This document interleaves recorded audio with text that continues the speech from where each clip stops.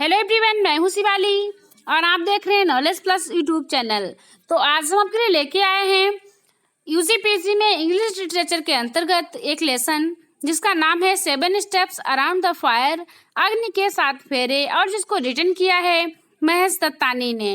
तो इसको हम पूरा हिंदी में एक्सप्लेन करेंगे ताकि आपको इजिली समझ में आए। तो चलिए स्टार्ट करते हैं इसकी स्टोरी।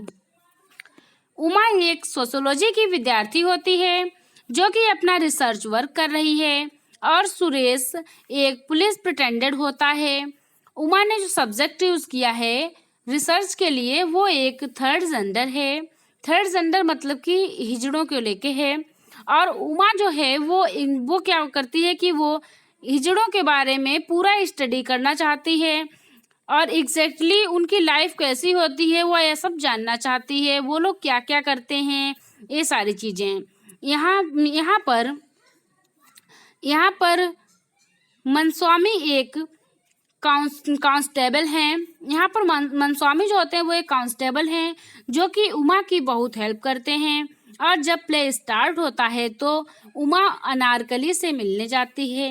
अनारकली यहाँ पे एक ल्यूनेक्स है जो जिसके ऊपर एक ब्लेम है कि उसने अपने ही एक साथी कमला का मर्डर किया है। जो उमा होती है वो प्ले के स्टार्टिंग में ही अनारकली से मिलने जाती है जो कि जेल में बंद होती है, और उसके ऊपर एक केस होता है कि उसने अपने ही साथी कमला की मृत्यु कर दी है। वो दोनों क्या होते हैं, हिजड़े होते हैं। मतलब कि अनारकली पे केस होता है कि तुमने कमला नामक हिजड़े को मार दिया है, इसलिए उसे जेल में बंद किया गया होता है और उमा उससे मिलने जाती है। लेकिन ये अनारकली उमा को बताती है कि इसने कमला का मर्डर नहीं किया है। कमला तो मेरी सगी बहन जैसी है, कमला तो मेरी सगी बहन है, हम दोनों एक दूसरे से बहुत प्यार करते थे। लेकिन वहाँ पर मनस्वामी हंसने लगता है। जो उमा के साथ मनस्वामी होता है वो हंसने लगता है और बोलता है इन लोगों का कोई भी रिश्ता नहीं होता है, ये लोग बहुत ही ज़्यादा झूठ बोलते हैं। लेकिन उमा एग्जैक्टली जानना चाहती थी कि हुआ क्या है। तो वहाँ पर जो अनारकली होती है ये उमा से कहती है कि आपको चंपा के पास जाना चाहिए। चंपा जो कि एक ल्यूनेक्स्ट को कोई की हेड होती है, मतलब हिजड़ों की हेड होती है। और उमा उससे एड्रेस लेके चंपा से मिलने जाती है। चंपा से मिलने जाती है तो चंपा जो होती है वो उमा को कुछ नहीं बताती, कुछ बताना ही नहीं चाहती थी कि क्या हुआ था कमला के साथ। तो उमा कहती है कि प्लीज आप हमें बताइए, मैं जानना चाहती हूँ कि अनारकली ने कमला को क्यों मारा। कि आप मुझे ये बताइए कमला के मर्डर में किसको क्या फायदा हो सकता था। तो चंपा जो होती है, चंपा ये बताती है कि कमला एक बहुत बहुत ही ज्यादा सुंदर थी और उसके मरने से अनारकली को फायदा होने वाला था, क्योंकि मेरे बाद जो हेड बनता वो कमला ही बनती। लेकिन अब कमला नहीं है तो अब हेड अनारकली ही बनेगी। लेकिन मुझे ये भी पता है कि अनारकली ने कमला को नहीं मारा। जब वो इतना बताती है तो उमा वहां से चली जाती है और वापस जाने के बाद नेक्स्ट डे फिर से उससे मिलती है अनारकली से। अनारकली उमा से बोलती है प्लीज मुझे यहाँ से बाहर निकालो, जब तक मैं यहाँ हूँ तब तक मैं कुछ नहीं कर सकती और मैं इन लोगों के साथ नहीं रहना चाहती, क्योंकि मुझे अलग तरीके के लोगों के साथ रखा गया है। यहाँ पर उमा को ये बिलीव हो जाता है कि अनारकली ने कमला का मर्डर नहीं किया है। यहाँ पर फिर से उमा जाती है किससे, चंपा से मिलने, और अपने फादर से लिए हुए 10,000 रुपए चंपा को देती है और बोलती है कि आप ऐसा करो कि उसकी मतलब अनारकली की बेल करा दो, उसको जेल से रिहा करा दो। इतना बोल ही रही थी कि अचानक सलीम की एंट्री होती है। मतलब चंपा के घर में सलीम की एंट्री होती है और सलीम यहाँ पर जो सलीम होता है, सलीम यहाँ पर मिस्टर शर्मा का एक बॉडीगार्ड होता है। और मिस्टर शर्मा का एक बॉडीगार्ड होता है तो वो यहाँ पर उमा को बिना देखे और जोर जोर से चिल्लाने लगता है। मतलब जैसे वो एंटर करता है घर के अंदर, वो उमा को नहीं देखता, वो जोर जोर से चिल्लाने लगता है कि मुझे कमला का बक्सा चाहिए, मुझे दे दो, जिसमें कमला का सामान रखा है। मैं चाहता हूँ, मुझे वो चाहिए और हर हाल में चाहिए। तो चंपा बोलती है कि प्लीज।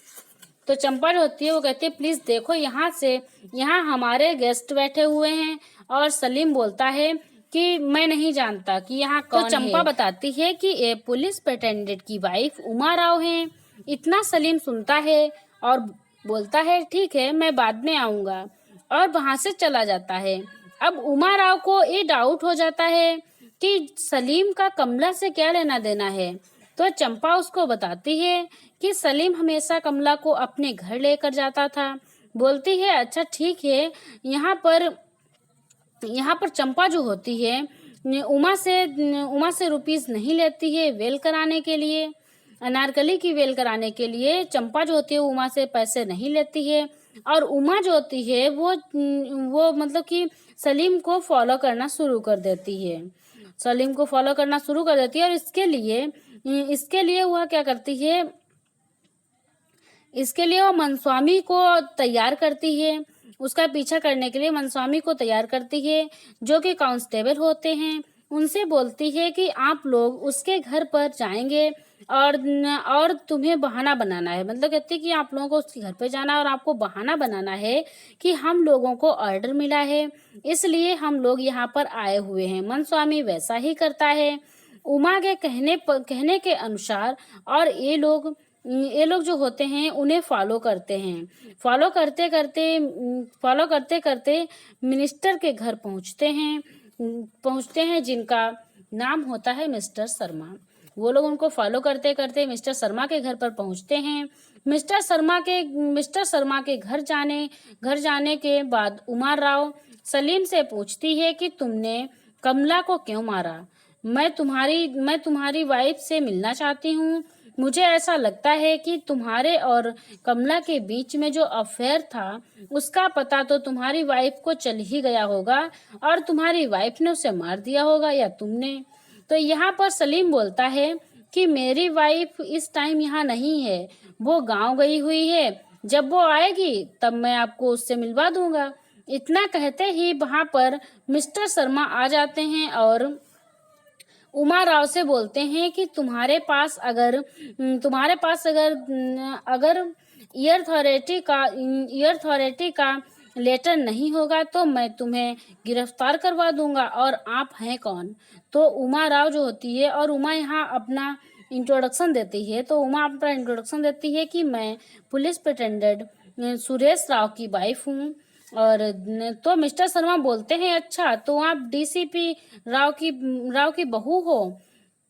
उमा बोलती है हाँ। तो पता है उमा राव बोलती है प्लीज आप हमें ना बताइए कि मैं यहाँ क्या हूँ। इतना कहने पर वो लोग यहाँ पर थोड़ी देर बात करते हैं, फिर उमा राव वहां से चली जाती है।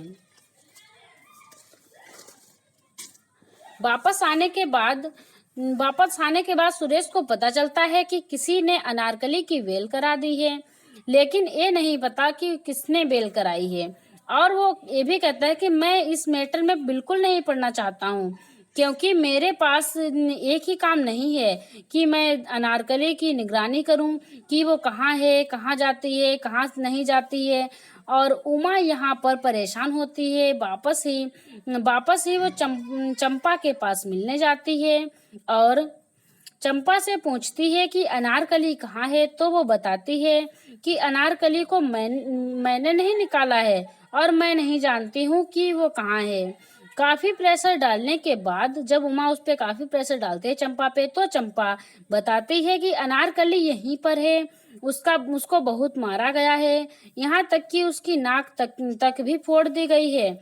अब यहाँ पर उमा अनारकली से मिलती है तो अनारकली उमा से बोलती है कि आप यहाँ से जाइए और आप मिस्टर शर्मा के बेटे सुब्बू की शादी में तो जा ही रही होंगी। तो उमा बोलती है हाँ जाऊंगी। तो अब क्या होता है, दिन आता है सुब्बू की शादी का। सुब्बू की शादी के दिन सभी लोग होते हैं और बात चल रही होती है। और यहाँ पर उमा सुब्बू को समझा रही होती है कि आपको शादी कर लेनी चाहिए, आपकी वाइफ बहुत अच्छी होगी, आप अपनी वाइफ के साथ में अपनी लाइफ स्टार्ट करेंगे। लेकिन सुब्बू जो होता है वो इन सब बातों के लिए एग्री नहीं होता है। तो इतने में एंट्री होती है चंपा की, अनारकली की और भी उनके साथियों की। यहाँ पर वो लोग गाना बजाना शुरू करते हैं तो मिस्टर शर्मा बहुत ही ज्यादा चिढ़ जाते हैं और बोलते हैं कि इन लोगों को बाहर निकालो। तो वो आवाज देते हैं, जब मतलब जो मिस्टर शर्मा होते हैं, जो इन लोगों को जब अनारकली, चंपा इन लोगों को गाना बजाना करते हुए देखते हैं तो वो बहुत चिढ़ जाते हैं और वो चिल्लाते हैं कि इन लोगों को बाहर निकालो। बहुत तेज तेज से आवाज देते हैं। तभी क्या होता है कि सुरेश जो होता है, तो सुरेश को जब पता चलता है तो सुरेश बोलते हैं कि सिक्योरिटी बुलाओ और इन लोगों को बाहर निकालो। सिक्योरिटी बुलाओ, इन लोगों को बाहर निकालो। तो यहाँ पर उमा ये बोलती है कि नहीं, इन लोगों को बाहर मत निकालो। उमा रिक्वेस्ट करती है कि प्लीज इन लोगों को बाहर ना निकालें, ये तो शगुन होता है, ये लोग तो आशीर्वाद देते हैं जिससे सुब्बू की आगे की लाइफ में अच्छे दिन होंगे। मिस्टर शर्मा उमा की रिक्वेस्ट मान जाते हैं और बोलते हैं कि ठीक है, आप सब एक ही गाना गाएंगे और आपका जो रिचार्ज होगा वो आप लेकर यहाँ से चले जाएंगे। ये लोग गाना बजाना शुरू करते हैं। एक गाना होने के बाद ये अनारकली बोलती है कि लड़का लड़की को बुलाइए, ये लोग कहाँ हैं, हम इन लोगों को आशीर्वाद दे दें। इतने में सुब्बू आता है और बोलता है कि मुझे इन लोगों से नहीं मिलना है और मुझे तो ये शादी भी नहीं करनी है, क्योंकि मुझे सिर्फ कमला चाहिए। और अपने फादर से बोलता है कि आपने कमला को मार डाला है, मुझे कमला चाहिए। तो अनारकली बोलती है कि यहाँ आओ, मैं तुम्हारे लिए कुछ लाई हूँ। तो सुब्बू बोलता है नहीं, मुझे कुछ नहीं चाहिए, मुझे सिर्फ कमला चाहिए। तो अनारकली उसे दोबारा बुलाती है तो सुब्बू उसके पास जाता है। जब सुब्बू उसके पास जाता है तो अनारकली उसे एक फोटो देती है। वो फोटो उनकी शादी की होती है, उनकी शादी की फोटो होती है, कमला और सुब्बू की शादी की, जो उन लोगों ने क्या होता है, सीक्रेटली ही अग्नि के साथ फेरे लिए होते हैं और शादी की होती है। तो वो उस फोटो को देखता है और अब फोटो पे किस करता है और अपने आप को गन से शूट कर लेता है। और इस तरीके से देखते हैं कि सुब्बू की डेथ हो जाती है। अब नेक्स्ट डे देखते हैं कि यहाँ पर उमा फिर से चंपा से मिलने जाती है तो चंपा वहाँ नहीं मिलती है, अनारकली मिलती है। तो अनारकली बताती है कि चंपा यहाँ नहीं है, वो अब इस हेड के फर्ज से रिटायर हो गई है। तो वो बम्बई कुछ दिनों अपनी बहन के यहाँ चली गई है और अब मैं यहाँ की हेड मेंबर बन गई हूँ।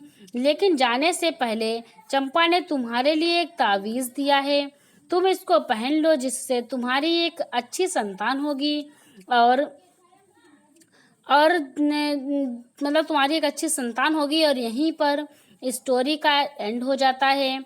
अब एग्जैक्टली जो इसका निष्कर्ष निकलता है वो यह निकलता है कि मिस्टर शर्मा को ये पता था कि उसके बेटे ने कमला के साथ शादी कर ली है। अगर ये बात सबको पता चल जाएगी तो मिस्टर शर्मा की तो इज्जत की धज्जियां उड़ जाएंगी। तो इसलिए उसने कमला को जिंदा ही जला दिया। और सलीम जो होता है, सलीम चंपा के घर इसलिए सामान लेने जाता था ताकि उसके सामान में वो फोटो उसे मिल जाए। लेकिन वो फोटो उसको नहीं मिली। और यहाँ पर लास्ट में उमा अपने हस्बैंड से पूछती है कि कमला के केस का क्या हुआ। तो वो बोलता है कि नहीं, कुछ नहीं हुआ है, अब केस फाइनल हो गया है।